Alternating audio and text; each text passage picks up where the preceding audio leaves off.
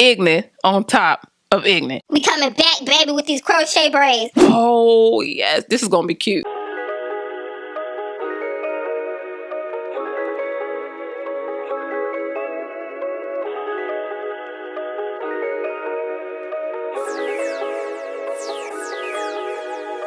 Oh, this is going to be cute.